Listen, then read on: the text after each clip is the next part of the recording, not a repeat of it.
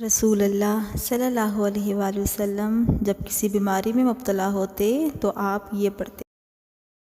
حضرت ابن عباس رضی اللہ عنہ سے مروی ہے کہ رسول اللہ صلی اللہ علیہ وآلہ وسلم نے فرمایا، جس نے صبح کے وقت سورہ اخلاص اور معوذتین یعنی سورہ فلق اور سورہ ناس 3 بار پڑھی وہ تمام مصیبتوں سے محفوظ رہے گا۔